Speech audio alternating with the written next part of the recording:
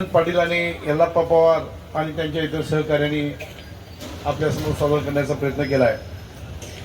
थोड्या त्रुटी राहिल्या. मला माझ्या काही मित्रांनी इथं सांगितलं की 75 ते 80 ऐवजी सगळेच माझे विद्यार्थी असं जर म्हणाले असते तर अधिक बरं झालं असतं. पण ठीक आहे, हा पहिला प्रयत्न आहे. मित्रांनो, आमच्या निवेदिका तेजस्विनी तमूचे जे आहेत त्यांनी अतिशय सुंदररित्या या कार्यक्रमाची सुरुवात केली. त्यांनी सांगितलं की शाळा म्हणजे काय, शाळेत येणाऱ्या माणसाला त्यावेळेची दिवसाची आज आठवण येते.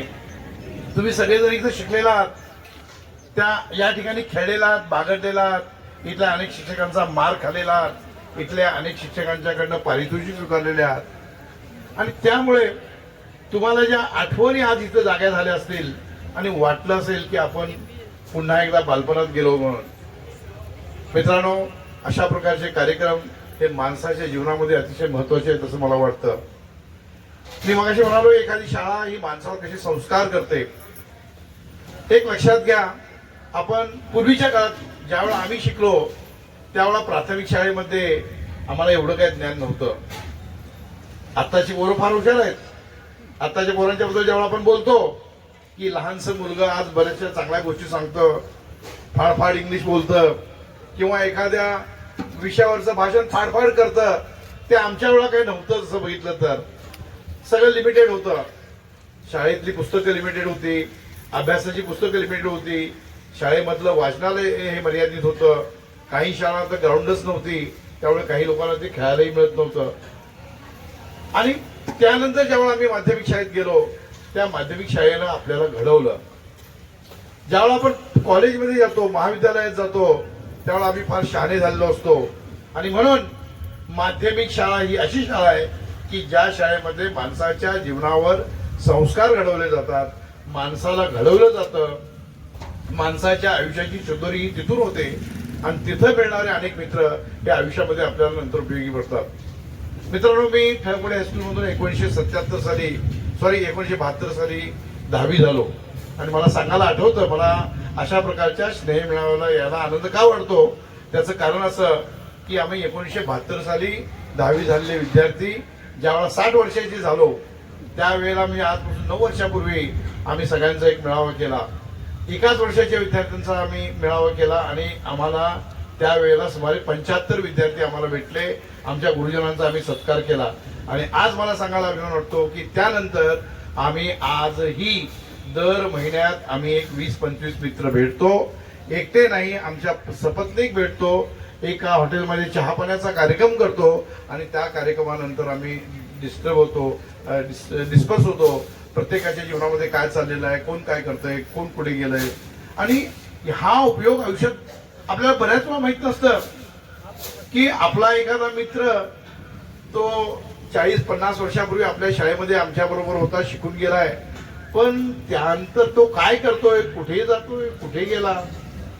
आणि ज्यावेळेस तुम्हाला कळतं की आपल्या शाळेचा एक माजी विद्यार्थी बेळगावचा महापौर झालाय, आपल्या शाळेचा एक विद्यार्थी एक उत्तम क्रीडापटू झालाय, आपल्या शाळेचा एक विद्यार्थी एक चांगला चांदी कारखानदार झालाय, आपल्या शाळेचा एक माजी विद्यार्थी एक नगरसेवक झालाय, एक उद्योजक झालाय, एक बिल्डर झालाय. हे ज्यावेळेला तुमच्या लक्षात येतं, अरे तो आनंद पडले आमच्या शाळेचा विद्यार्थी होय, तो बाळासाहेब धामणेकर आमच्या शाळेचा खडी कॉन्ट्रॅक्टर, रोड कॉन्ट्रॅक्टर काय, तो विलास घाडी काय, तो मंगेश पवार काय, हे ज्यावेळेला तुमच्या लक्षात येतं त्यावेळेला तुम्हाला अतिशय आनंद होतो. आणि म्हणून हे अशा प्रकारचे स्नेह मेळावे फार अतिशय महत्वाचे आहेत. विचारांची देवाणघेवाण तर अशा स्नेह मेळाव्यामध्ये होतेच, पण आपल्याला घडवणारे शिक्षक, आपल्याला मार्गदर्शन करणारे शिक्षक यांची आपल्याला खास आठवण येते. मला आज इथं काही गोष्टींचा उल्लेख करावा वाटतो. विद्यार्थ्यांचे मी आभार मानतो. आणि मगाचे लाड सरांनी किंवा कदम सरांनी जे विचार सांगितलेत ते फार चांगले विचार सांगितलेत. लाड सरांनी बऱ्याच विद्यार्थ्यांची नावं घेतली, त्याच्यामध्ये काही नावं राहिली चुकून, ती मी सांगणार आहे. आमची शाळा ही आदर्श विद्या मंदिर पूर्ण मराठी शाळा, कानडी नाही, इंग्लिश नाही. इथं जे विद्यार्थी समोर बसलेले आहेत ते पूर्णपणे मराठीमध्ये शिकलेले आहेत आणि या मराठी शाळेमध्ये आम्ही सगळे शिक्षक 12-13 शिक्षक होतो. प्रत्येकानं आपलं काम चोख केलेलं आहे. म्हणून आमच्या शाळेतून अतिशय चांगले विद्यार्थी घडले. याच्यामध्ये नाव घेण्यासारखं म्हणजे शाळेच्या जवळच डॉक्टर शोभा नाईक या होत्या आमच्या विद्यार्थिनी. त्या कॉलेजच्या आरपीडी कॉलेजच्या प्रिन्सिपल होत्या. त्यांचं नाव माझे राहिलं. नंतर दुसरे म्हणजे YNY भाडेकुंद्रे सर, ते म्हणजे विद्यार्थीच. ते मराठा मंडळ कॉलेजमध्ये प्राचार्य होते. आणि शिक्षकांचा तर तुटवडा नाहीच आमच्याकडे. प्रायमरी असू दे, हायस्कूल असू दे, या शाळेतून शिकलेले भरपूर विद्यार्थिनी प्राथमिक शिक्षक, हायस्कूल शिक्षक झाले. त्यामुळे मराठीतून शिकल्यानंतर मुलं चांगली होत नाहीत, हा जो गैरसमज आहे तो दूर व्हावा ही माझी इच्छा आहे. नंतर मनोहर होसुरकर, की जे प्रसिद्ध साडीचे व्यापारी आहेत, ते आमचे शाळेचे विद्यार्थी. नंतर बाळासाहेब धावणेकरांचा उल्लेख मगाशी झालेला आहे, ते मोठे कॉन्ट्रॅक्टर. तसेच motor body builder Sudesh Mane, हे सुद्धा आमच्या शाळेचेच विद्यार्थी आहेत. या शाळेमध्ये लष्करामध्ये भरती झालेले सुद्धा भरपूर लोक आहेत, अनेक हुद्द्यावर काम केलेले लोक आहेत. आमच्या शाळेमध्ये कमीपणा काय आहे, फक्त डॉक्टर. माझ्या एक कम्प्लीट या 50 वर्षाच्या काळामध्ये मी डॉक्टर बघितलं फक्त 2च आमच्या शाळेमध्ये. एक, आम्ही हायस्कूलला असताना अरुण देसाई म्हणून एक विद्यार्थी होता, तो MBBS झालेला पहिला डॉक्टर आमच्याकडे. आणि नंतर प्रसादे म्हणून नंतर 1-2 डॉक्टर. या व्यतिरिक्त मला डॉक्टरांचं नाव कुणाचंही माहीत नाही. डोंबले स्वामी विवेकानंदजी, श्री अरविंद आणि महात्मा गांधीजी त्यांच्या विचारानुसार मी तुमच्याशी चिंतन करत आहे.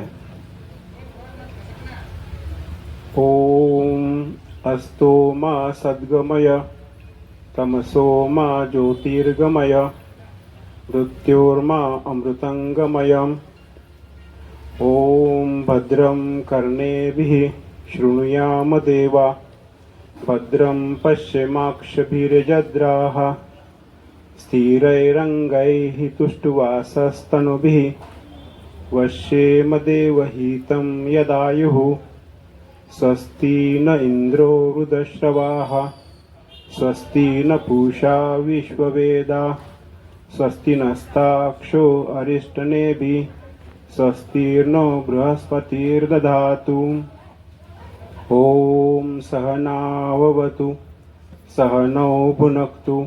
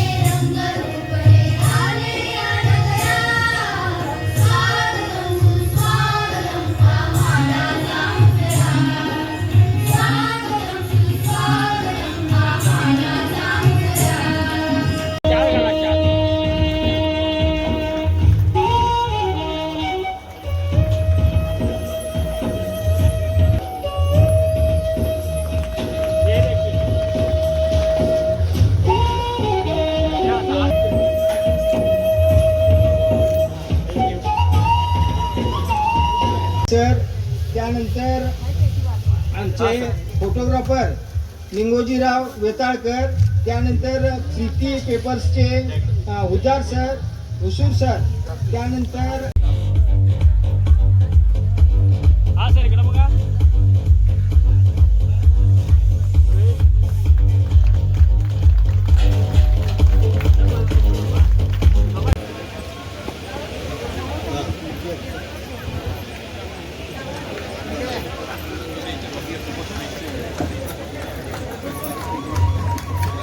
कैलासवासी SK पाटील. यानंतर सत्कार होईल.